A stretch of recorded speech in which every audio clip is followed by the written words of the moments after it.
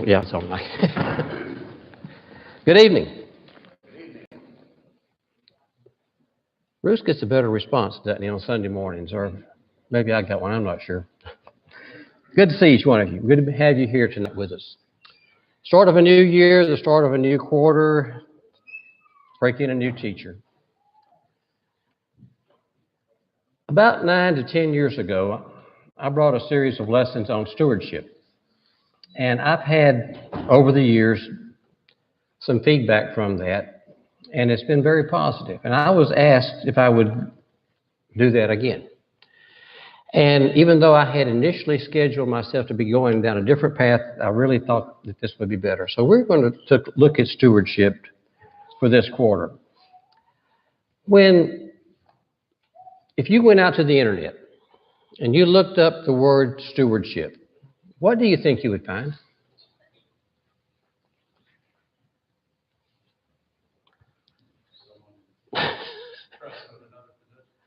Well, yeah, you'd find a lot of things. Trusting with possessions. A lot of people look at it and say money. It's dealing with money. And that's true to an extent. It may be somebody trusting with your money.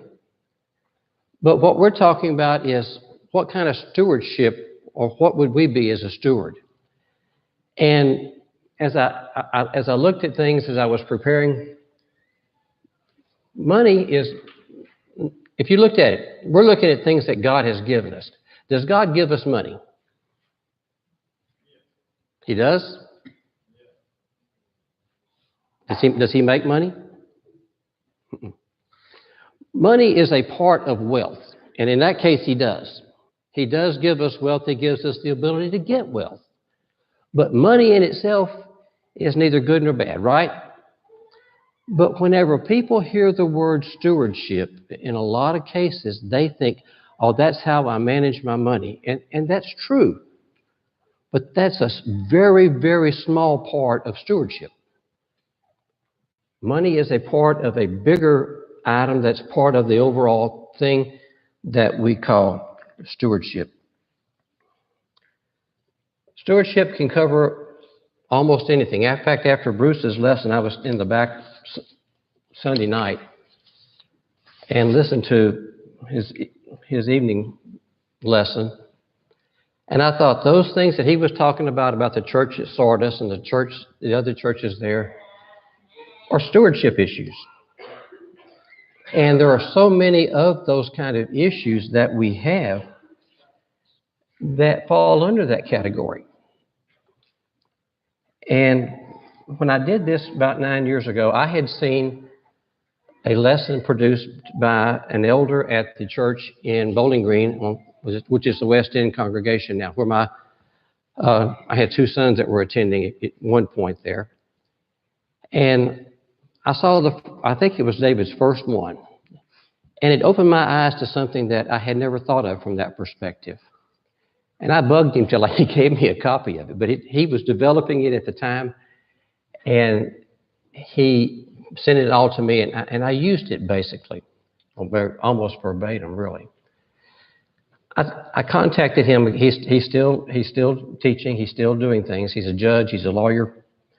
And I sent him a text message, an email here a couple of weeks, 3 weeks ago or so, and visited with him.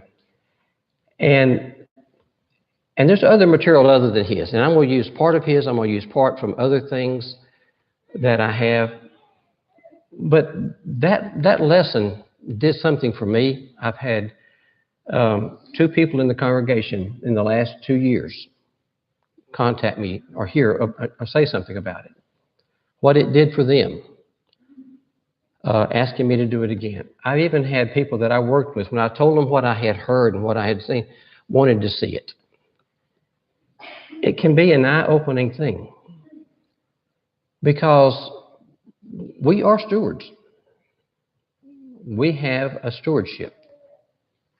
Now, first of all, what is a steward? If you had to define steward, what is it? A caretaker is one thing. Yes.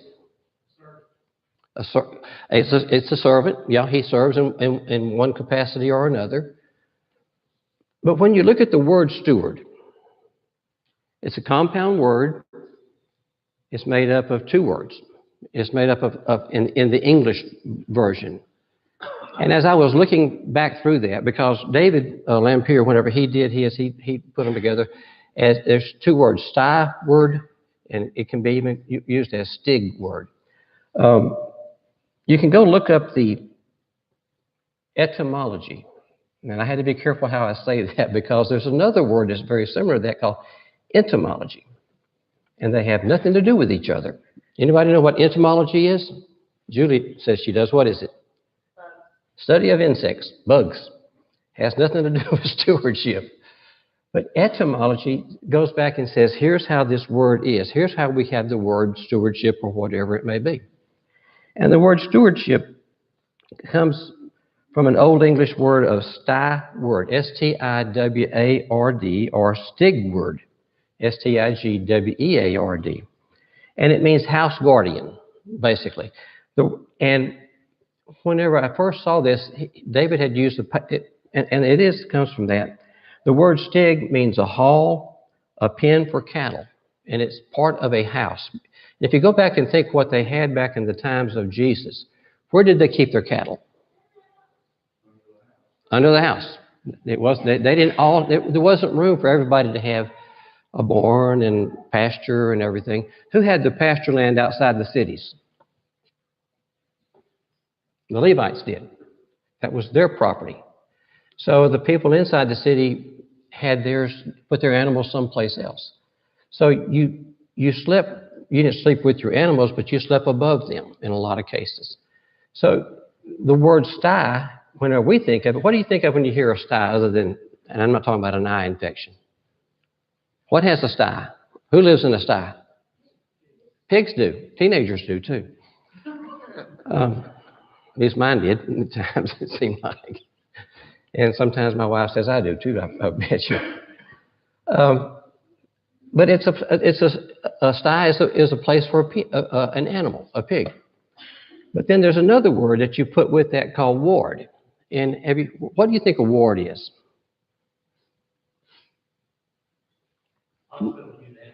Hospitals have wards. Why are they there?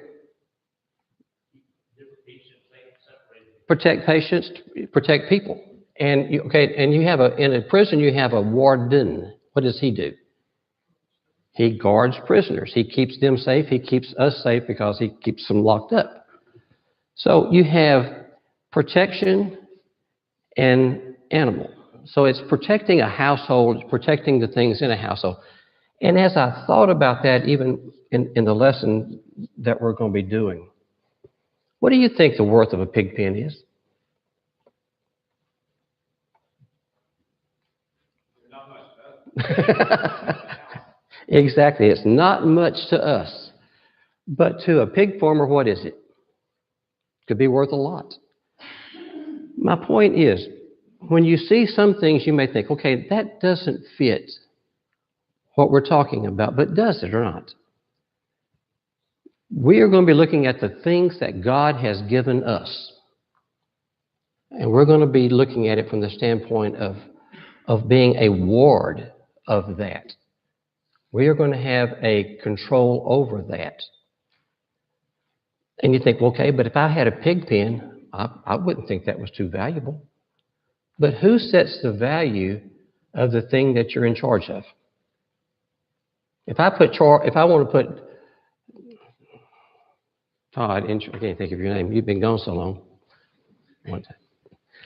If I wanted to put Todd in charge of a pig pen, he wouldn't like that. Probably not. But to the guy that owns that pig pen, it's valuable. So the things that God gives us, are they valuable or not? Yes, they are. He's given us lots of things. But does everybody,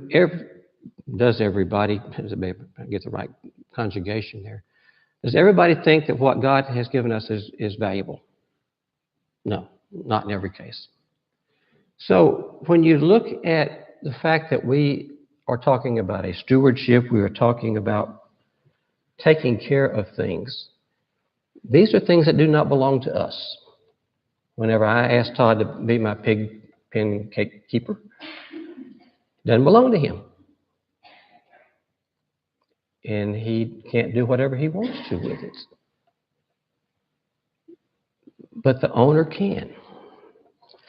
Definitions. Merriam-Webster says this: a steward can be a person who is employed in a large household or estate to manage domestic concerns, such as supervision of servants, collection of rents, keeping of accounts, and it goes on and on and on.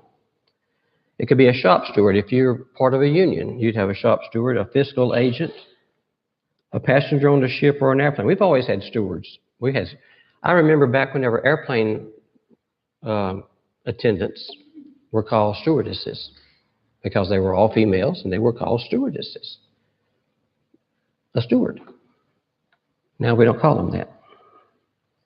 But those who manage those kind of things of food and attend to passengers are that. One who actively directs affairs, and I think, who is it, Dawson, did you say manager? Caretaker, but a manager, same thing. That's what we're talking about. When we're talking about a steward, we're talking about someone who manages the affairs of somebody else. Not his own affairs, but somebody else's. What's a stewardship then? If you have a steward, he's a caretaker. What is a stewardship then? Kind of goes together, you would think, and they do. It's the act of being a steward. It's doing what a steward's supposed to do. Do the words steward and stewardship appear in the Bible? We're stewards of the Bible. We're stewards of the Bible, so we have the obligation to be a steward of the Bible and to teach it and to act like a Christian. That's true, Don. We have a stewardship with regards to the Word of God. But as you go through the Word of God, you will find the word, and it's going to depend on your translation that you use. The King James uses the word steward and stewardship in Luke 16, where you have the parable about the unjust steward who was stealing from his master. And I think most of them have the word steward and stewardship there. In some other places, you will have it that you have King James will say one word, New American Standard will say a different word, and they mean the same thing. It may be an overseer, it may be a manager, but they all mean the same thing. And if you went through, and I did this, and this is just strictly for the word steward or stewards. In the King James, you'll find it 5 times in the Old Testament and 8 times in the New Testament. It's not used a lot, but the idea also is there. Genesis 15:2, Abraham talks about the fact when he goes to God and says, I don't have an heir. The only person I have that will take over my family is my steward, Eliezer of Damascus. The NASB, and he's really talking more about an heir, but that person would become the heir in his case. And God tells him, no, he's not going to be your heir. You're going to have a son, and your son will be that heir. In Genesis 43, you remember whenever Jacob sends his sons to Egypt for food, and they go, whose house do they end up going into? Joseph's. Joseph has a steward. Joseph has a steward over his house. It's somebody who, and it usually for the people that had money, had wealth, they would hire somebody to govern their house for them. But Joseph, even though he had a steward, at one time Joseph was a steward. Who did he steward for? Potiphar. And what did he tell Potiphar's wife when she wanted him to lay with her? He said what? First of all, I can't sin against God, and I can't do this because your husband has put me in charge of your house, and I have control over everything but you. Everything, I have all that. And he doesn't know what goes on. Joseph was a good steward. That's the kind of steward that you want to have, and the kind of steward that you want to be as well. In Matthew 20, we're not going to stop and read all these, but just to give you the 11th hour. You have the laborers that come in the 11th hour and gets paid the same as everybody else. Whenever the man says it's time to pay him at the end of the day, he calls his steward. And the steward pays him. Luke 8. Herod had a steward, his name was Chuza. And his wife was supposedly a Christian at that time, during that time. Luke 16, we talk about if there are stewards there. The NASB in Luke 16 on the unjust steward talks and calls him a manager in every case. Excuse me. 1 Corinthians 4. Paul talks about themselves as being stewards of the mysteries of God. Titus talks about the qualifications of a bishop as a steward. Ministers, and he talks about ministers, Peter does in 1 Peter 4:10, ministers are the same to one another as good stewards of the manifold grace of God. So as we look out and we see in the Bible that there are stewards, and we are stewards. NASB has some of the same things. Back in Genesis 43 with stewards, one of the King James will use the word ruler of his house, and the other one will use steward. So you'll find steward, you'll find chamberlain, you'll find tutors. In Galatians 4, we have the word tutor and we have the word governors. They are both stewards of what they were doing over the children. So the Bible talks about those things. And there's the Greek word there's two basic Greek words. One is epitrosis, which is the stewards that are used in Galatians 4 that are called tutors. Most of the time, the word that's being used is oikonomos, and it is a true steward. It's somebody that has the control over things and is a governor. It's sometimes translated chamberlain, and it's sometimes translated governors. Other things you'll see: overseer, servant, governor.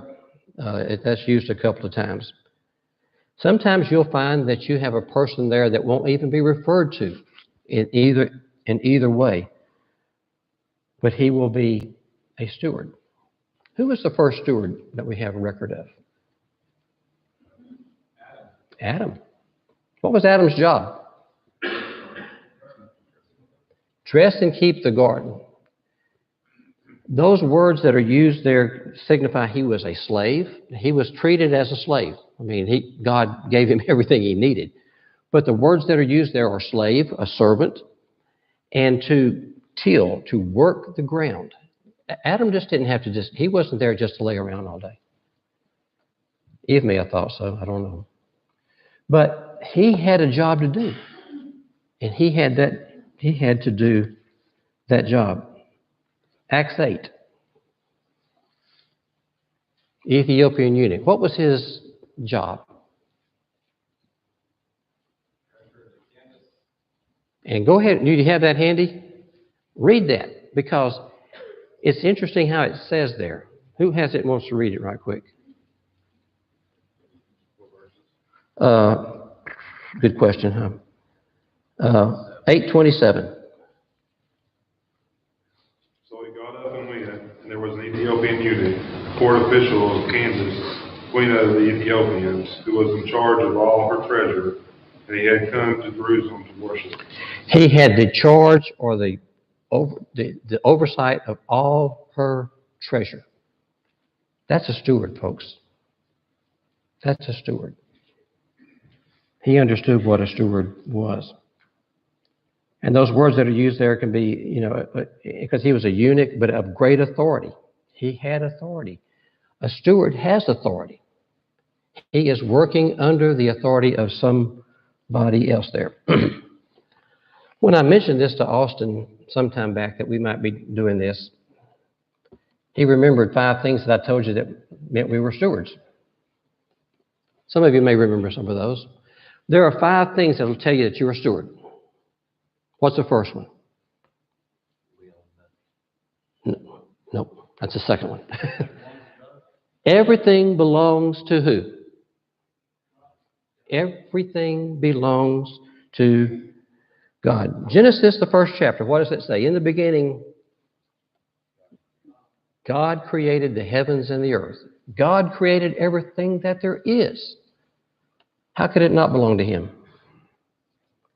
John 1 through 3, it talks about Jesus created all things that are, and without Him was not anything made that was made. So when we look at the physical things of earth, does it belong to me? Does it belong to you? No, it doesn't. Psalms 24, verse 1. Somebody want to read that?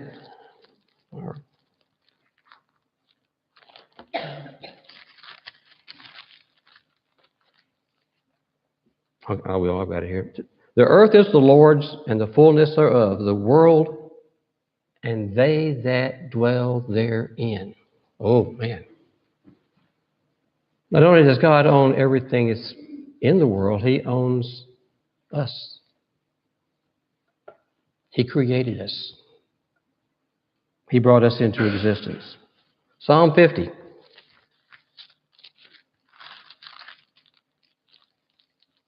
Verses 10 and 11.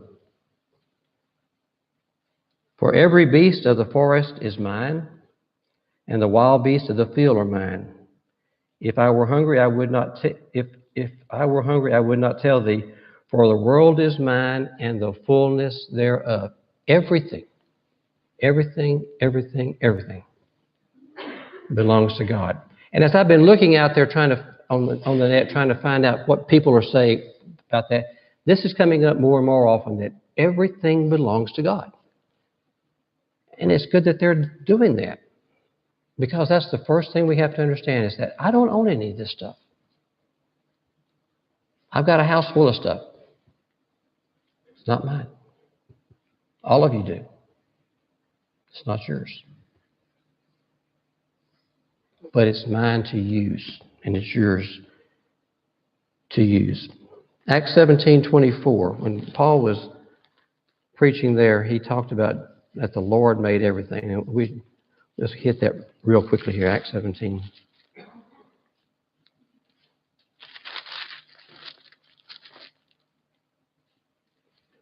He says, For God that made the world and all things therein, seeing that He is Lord of heaven and earth, dwelleth not in temples made with hands, neither is worship with man's hands, as though He needed anything, seeing that He giveth to all life, breath, and all things.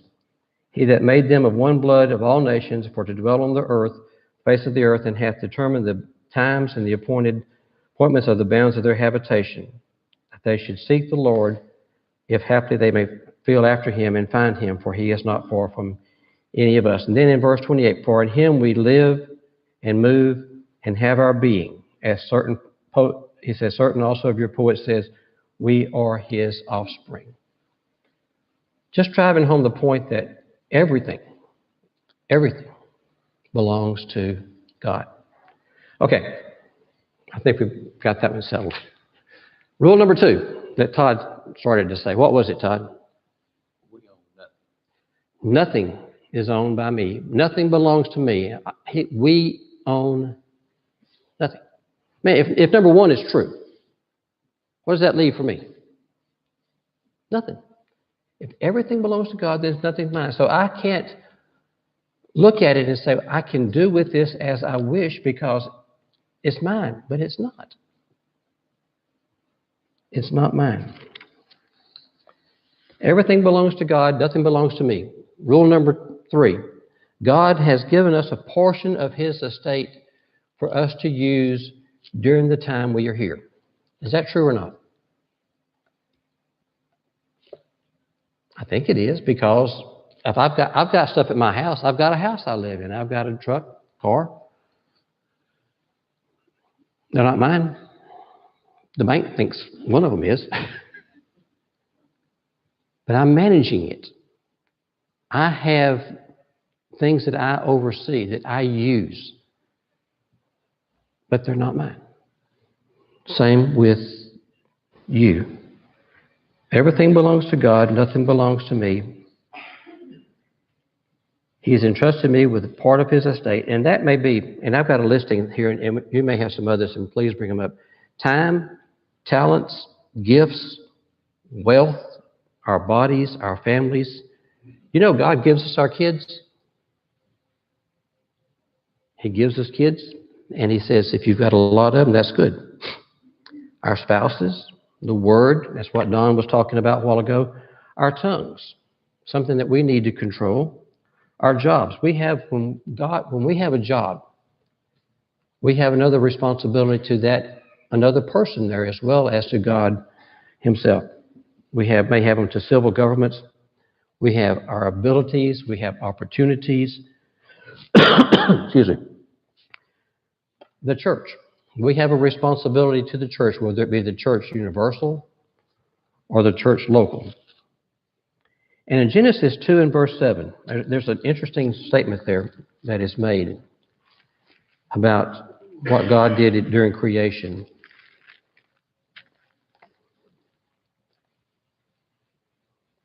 It says in verse 7, and the Lord God formed man out of the dust of the ground and breathed into his nostrils the breath of life. And man became a living soul. What does that describe of man right there? How many parts of man are there? Body, soul, and life. 3 parts. We are responsible for all 3 of those parts. We can't determine what to do of ourselves for any of that, except that what God has given us. Number 4, God has given us instructions for the performance of our duties as steward, trustee, or manager, or whatever you want to call yourself. And God will require an accounting of our stewardship. Turn to Matthew, the 25th chapter. There are several examples of stewards, and one of them is in Luke 16, but Matthew 25, on the parable of the talents, is one that I wanted to talk about tonight in the little bit of time that we have left. Because those men are stewards that he was talking to, that he gave those talents to. And it fits real well what we're talking about. Chapter 25. When chapter 25 in Matthew begins, what is he talking about the very first thing? Remember, it's talking about the virgins, the 10 virgins. And how does it start off? How does that first chapter, that part of the chapter start? The kingdom of heaven is like unto, and then he gives the virgins. Then the second part, in like manner, he talks about the parable of the talents. We're talking about kingdom citizens. Jesus was talking about that. We're talking about his kingdom. So whenever we see examples here of what he's talking about, they are part of the kingdom, and they pertain to us. We have the 10 virgins, we have the talents, we have the sheep and the goats. And those are they're really all about stewards, because stewardship. Did the virgins take care of their oil and take care of their opportunity to meet the bridegroom? No.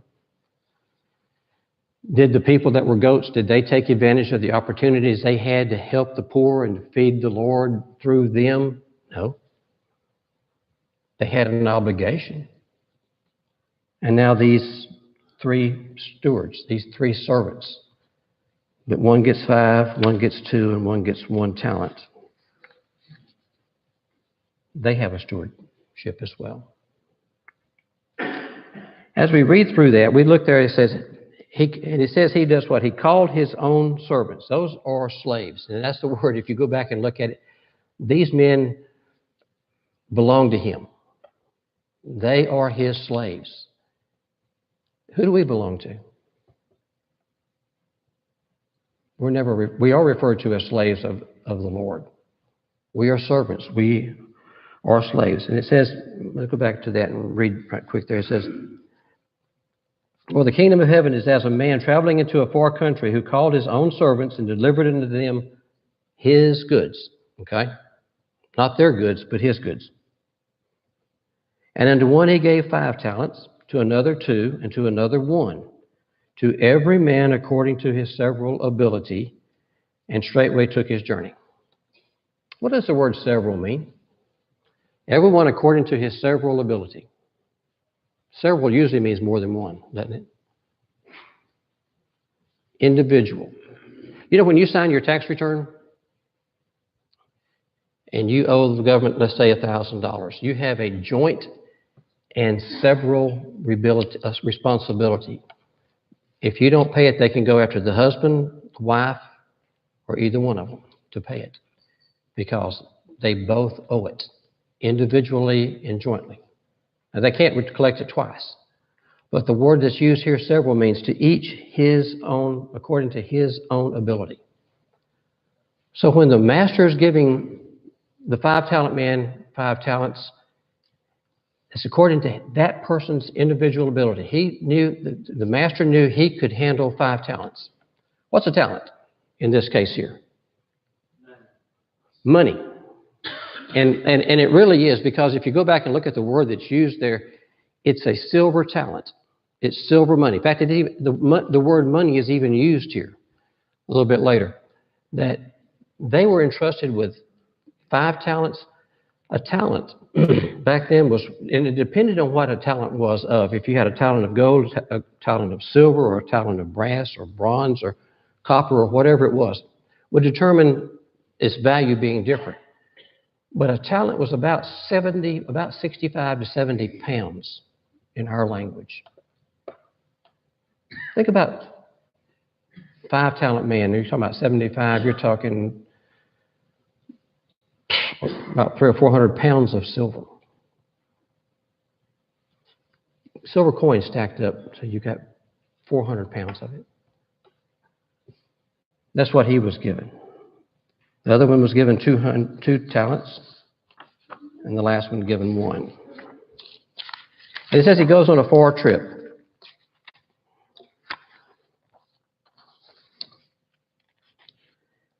It doesn't say that they understood what they were supposed to do, but it's implied, because what did the 5-talent man do?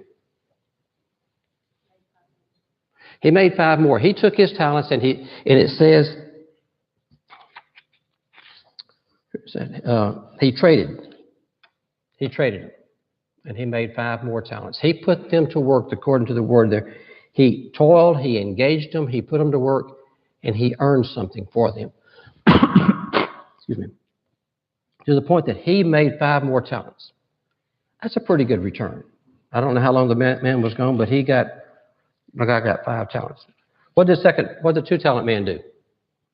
Same thing. He put them to work and he gained as much. What did the 1-talent man do? What does it say he did? Yeah. He got his shovel out.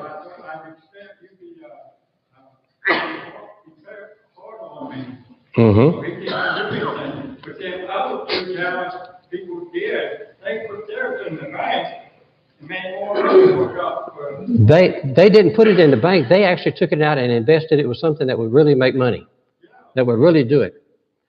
And the 1-talent person, he dug a hole and put it in there so he could give it back to him because he was afraid.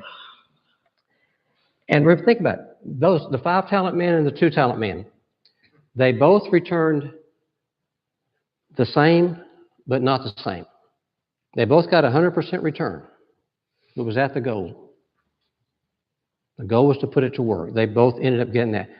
Although each one of them got 100% return, they did not bring back the same amount of money to the master.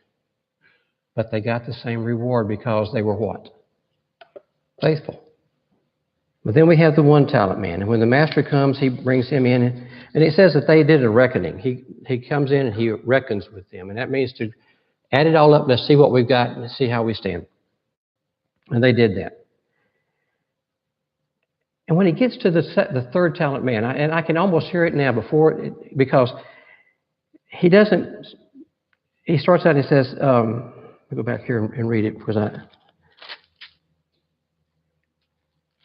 he makes excuses. He said, and he that received the 1 talent in verse 24 came and said, Lord, I knew thee that thou art a hard man, that thou reaping where you haven't sown, gathering where you haven't strewn, and I was afraid, and went and hid thy talent in the earth, and lo, here it is, that is yours. I'll bring it back to you.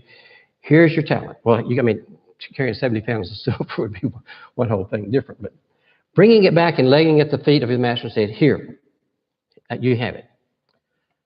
Is the master happy? No. Why?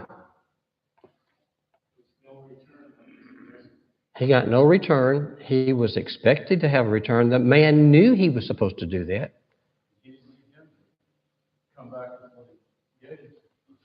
Right. He really didn't do anything. And in fact, the master says, look, you could have put it in the bank, like Don was talking about. You could have put it in the bank and drawn interest on it. James.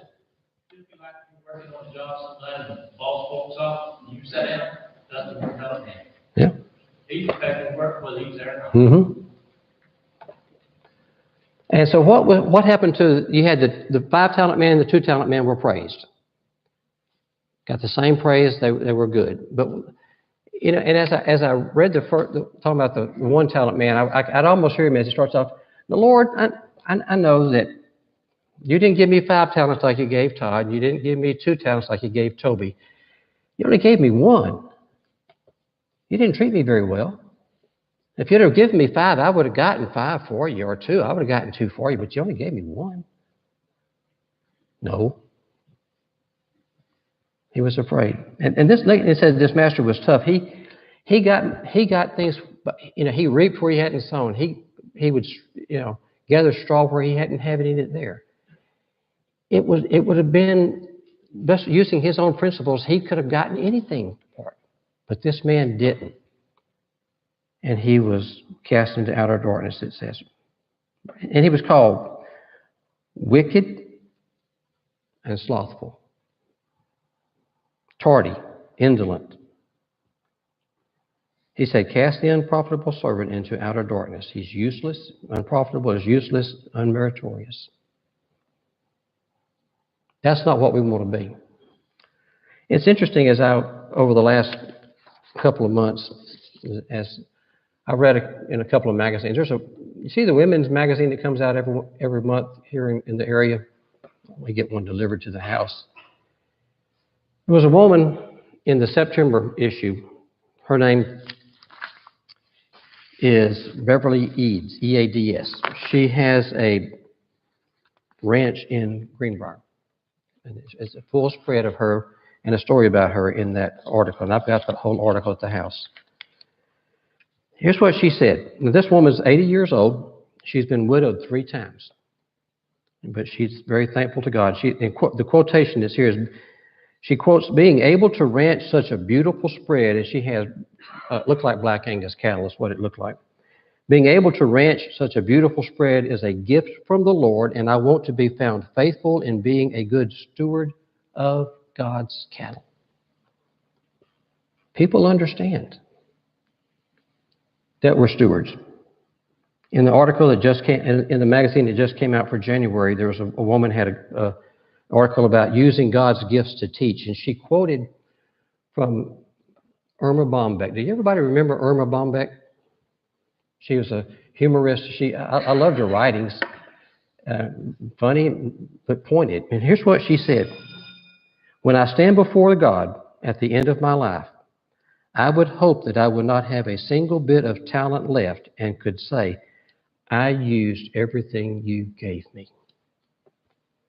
Do we have that same? I mean, that's total giving.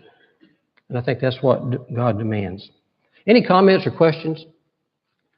I'll send out some material on those 5 things we talked about. Everything belongs to God. Nothing belongs to me. God's given me part of his estate that I will use, and he's given me instructions for it, and I'll be held accountable for it. Remember those, because I'm going to ask you every class. Austin started quoting him that day when I mentioned it to him. He started going down that list. I haven't forgotten it either. Thank you very much. I appreciate it.